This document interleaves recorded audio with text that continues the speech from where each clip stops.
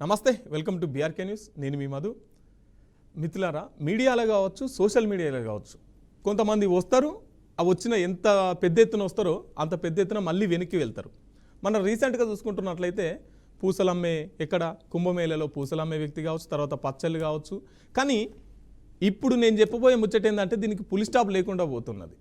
ఎట్లా అంటే, ఎక్కడ మంచిర్యాల జిల్లా నేదేలు మండలం కుసునపల్లిలో పుట్టిన శ్రీనివాస్ కొన్ని రోజుల తర్వాత ప్రత్యక్షమై నేను లేడీ అఘోరిని, సనాతన ధర్మం కోసం నేను ఇక్కడికి వచ్చిన, ఇక్కడ నా ధర్మం రక్షణ లేదు, నా ధర్మానికి నేను రక్షణ ఇవ్వాలని చెప్పేసి లేడీ అఘోరి లెక్క వచ్చి మన బయట అందరు కనబడ్డాడు. తర్వాత గుళ్ళన్ని తిరిగిండు, ఏవేవో పూజలు చేసిండు, ఏదేదో శ్మశానాలలో ఏదేదో కథ చేసిండు. కానీ ఈ విషయంలో రోజుకో ట్విస్ట్ వస్తున్నది. అసలు ఆయన ఎందుకు వచ్చిండు, ఎవరు తీసుకొచ్చిర్రు, తీసుకొచ్చిన వాళ్ళు నా దేశం, నా ధర్మం, నా మతం అన్న వ్యక్తి ఈరోజు ఏం చేస్తున్నాడు? రీసెంట్గా మనం చూసుకుంటున్నట్లయితే వర్షిణి అనే అమ్మాయిని పెళ్లి చేసుకున్నాడు. అసలు ఈ అఘోరీలకు పెళ్లి చేసుకుంటారా? ఈ అఘోరీలకు పెళ్లి అవసరమా? ఇంకోటి, ఈ అఘోరీ లేడీ పెళ్లి చేసుకోవడం ఎంతవరకు కరెక్టు? ఇవన్నీ మనతో చర్చించడానికి డాక్టర్ బైరి నరేష్ గారు ఉన్నారు. అన్న నమస్తే. హలో, వినబడుతుందా అన్న? జై భీమ్, జై ఇన్సాన్. అన్న ఏంటి ఈ అఘోరి ఎక్కడి నుంచి వచ్చిర్రు, ఎవరు తీసుకొచ్చిర్రు, అసలు ఈ అఘోరి గురించి ఏం చెప్తారు? అంటే డిస్కషన్ ఏంటో నాకు తెలియదు. మీరు టాపిక్ ఏంటో చెబితే నా ఒపీనియన్ చెప్తాను. అసలు ఈ అఘోరి ఎవరు, ఈయన పెళ్లి చేసుకోవడం పట్ల మీ ఉద్దేశం ఏంది? ఒక లేడీ పెళ్లి చేసుకోవడం ఎంతవరకు కరెక్టు? అసలు ఈ సమాజంలో అఘోరి పాత్ర ఏంటి? అంటే నేను పూర్తిగా దేవుణ్ణి, దయ్యాలను, ఆత్మనల్ని, పునర్జన్మల్ని, స్వర్గాలని, నరకాలని నమ్మని ఒక హేతువాద దృక్పథం కలిగిన చారువాక లోకాయుత సిద్ధాంత ప్రచారకుణ్ణి.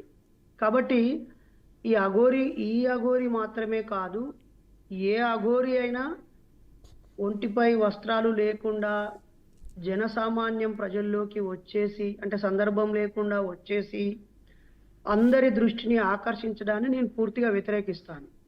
అయితే గతంలో నేను ఒక అంబేద్కర్ గారి విగ్రహ ఆవిష్కరణలో మాట్లాడిన సందర్భంలో అయ్యప్ప గారి జననం ఎలా జరిగింది, అది ఎలా సాధ్యం, అది అసాధ్యము అన్నందుకు దాదాపు 1000-1100 చోట్ల కేసులు పెట్టడము, 50-60 రోజులు జైల్లో ఉండటము, మత ఉన్మాదులు, బీజేపీ గూండాలు నాపై దాడి చేయడంతో ఈ సంఘటన జరిగినప్పుడు కొంతమంది న్యాయ నిపుణులు, అలాగే విద్యావంతులు, మేధావులు, నరేష్ గారు ఈ విషయంపై మీరేం మాట్లాడకండి, ఇప్పటికే పొండ మీద కారం జల్లినట్టు ఈ చైతన్యం లేని కొంతమంది మీరు మాట్లాడగానే మీరు మాట్లాడిన దాని గురించి ఆలోచించకుండా మిమ్మల్ని తప్పుపట్టడమే పనిగా అవగాహన లేని వాళ్ళు కూడా నోరు మెరుపుతారు అని కొంతమంది నా దగ్గర మిత్రులు సూచించడంతో నేను నిజానికి అఘోరి బయటికి వచ్చిన రోజే వాళ్ళది మంచిర్యాల జిల్లా బెల్లంపల్లి నియోజకవర్గము, నెన్నెల దగ్గర ఆ గ్రామము, వాళ్ళ అమ్మ నాన్న, అతను ఏ విధంగా మగ వ్యక్తి, ఏ క్లాస్ వరకు చదువుకున్నాడు, ఎలా చదువు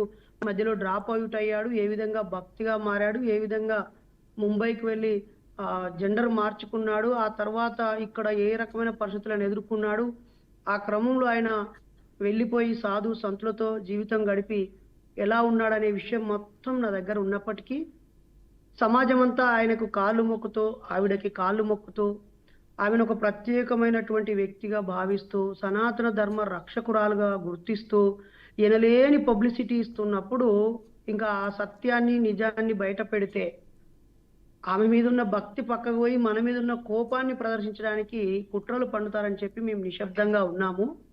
నిజానికి సాధువులైనా, సంతులైనా, లేకపోతే జుట్టు చాలా పెంచుకున్న వాళ్ళైనా, లేకపోతే మత ధర్మ ప్రవచనాలు చేసే వాళ్ళైనా, వాళ్ళు ప్రత్యేక సందర్భాల్లో వచ్చి వాళ్ళ దర్శనం కోరుకున్న వాళ్ళకు మాత్రమే దర్శనం ఇచ్చి, లేదా వాళ్ళు వెళ్ళాల్సిన చోటికి వాళ్ళు రహస్యంగా వెళ్ళి వాళ్ళ పాత్ర వాళ్ళు పోషించుకొని వాళ్ళు వెళ్ళిపోతూ ఉంటారు. అయితే నరేష్, దాంతో మనకి ఎలాంటి వాళ్ళతో మనకి ఎలాంటి అభిప్రాయ భేదం లేదు.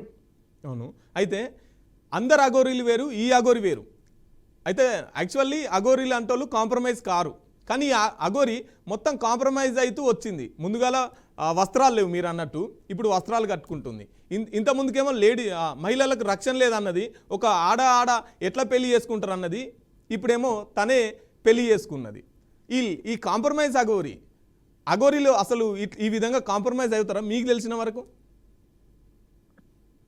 అసలు అఘోరీలు ఆధునిక కాలానికి ఎలాంటి ఉపయోగపడని మనుషులు. వాళ్ళ జీవితం మీద వాళ్ళకు విరక్తి కలిగి చదువును ఆపేసి కుటుంబ బంధాలని వదిలేసి దేవుణ్ణి బాగా పూజించే వాళ్ళేమో పూజారులుగా తయారై వస్తారు, లేదా రకరకాల జీయర్లుగా మారి ఆయా ఆలయాలకి ధర్మపీఠాలని రక్షించడానికి వస్తారు. దయ్యాలని, ఆత్మలని, పునర్జన్మలని, ప్రేతాత్మలను నమ్మేవారేమో శ్మశానం కేంద్రంగా, పుర్రెలు, రక్తాలు కేంద్రంగా ఇదొక శాఖ అన్నమాట. వీళ్ళతో ఈ ఆధునిక సమాజానికి ఎలాంటి ఉపయోగం ఉండదు. ఇప్పటికే భార్యా పిల్లలతో ఉండేటువంటి కుటుంబాలు, అన్నదమ్ములు, అక్క చెల్లెలు, అమ్మ నాన్నను పెంచే వాళ్ళు మానసిక ఒత్తిళ్లకు గురై చచ్చిపోతా ఉంటే, ఇలా అఘోరీ వ్యవస్థ వచ్చి ప్రజల చేత ఆమోదం పొంది క్యూఆర్ కోడ్లు పెట్టుకొని లక్షల కోట్లు సహాయం చేస్తూ, వాళ్ళు మాట్లాడే పిచ్చి మాటలకి పబ్లిసిటీ ఇస్తూ, వాళ్ళ పాదాలకి నమస్కరిస్తూ, ఏ గుడికి వచ్చినా మంచి సింహద్వారం తెలిసి పూజ చేసుకునేటువంటి సౌకర్యాలు ఇవ్వడం వల్ల ఇప్పుడు కుటుంబం మీద విరక్తి కలిగిన ప్రతి ఒక్కడు అఘోరిగా మారిపోవాలనుకుంటాడు. లేదా డబ్బు మీద ఆశ ఉన్న వాళ్ళు, ఇట్లా ఆడపిల్లలు మనకు వశపడతారు అనుకున్న వాళ్ళందరూ అఘోరిగా మారతారు. ఇప్పుడు గౌరవ శ్రీనివాస్ గారు లేదా లేడీ అఘోరీ మాత గారు మతవాదులే. ప్రధానంగా ఉత్తర భారతదేశంలో ఉన్నటువంటి మత ఉన్మాద శక్తులు ఈ ప్రాంత అమాయకులను పిలుచుకొని వాళ్ళ రహస్య ప్రదేశాలలో వీళ్ళని తయారు చేసి మన వేలు మన కంట్లో పొడిచినట్టుగా ఆయా రాష్ట్రాల్లో నుంచి దారి తప్పిన మనుషులందరినీ తయారు చేసి మళ్ళీ ఆయా రాష్ట్రాలకి బట్టలు లేకుండా పంపిస్తారు. అయితే అప్పుడు ఆ ప్రజలు మొక్కుతున్నారా, వాళ్ళని ఫాలో అవుతున్నారా, లేదా ఏ కమ్యూనిటీస్, ఏ ప్రజలు బుద్ధిజీవులు వీళ్ళని ప్రశ్నిస్తున్నారు, ప్రశ్నించే వాళ్ళను గుర్తించడానికి, అమాయక ప్రజల యొక్క ఆదరణ పొందుతున్నారు లేదని టెస్ట్ చేయడానికి ఈ ప్రాంతంలో మతము, నమ్మకాల ఆధారంగా ప్రజలను చక్కగా మోసం చేయొచ్చా లేదని ఒక పైలట్ ప్రాజెక్టే ఈ లేడీ అఘోరీ మాత. కాబట్టి ఇప్పుడు శ్రీనివాస్ గారు చేసింది పెద్దగా తప్పేం కాదు.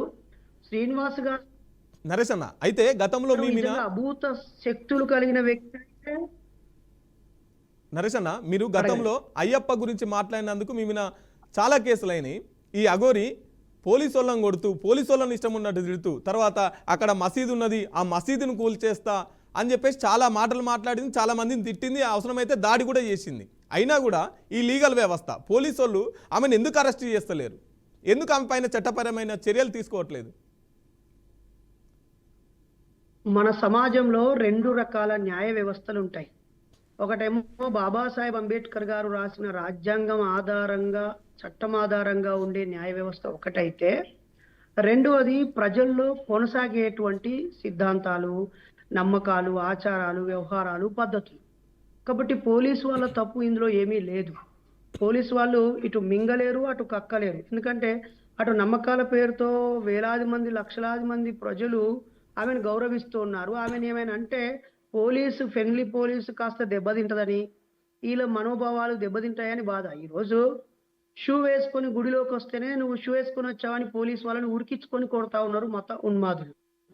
కాబట్టి ఈ అఘోరీ మాతని మొదట్లో ఈమెకు పోలీసు వాళ్ళే రక్షణ ఇవ్వాల్సిన పరిస్థితి ఏర్పడింది. ట్రాఫిక్ ను క్లియర్ చేయాల్సిన పరిస్థితి ఏర్పడింది.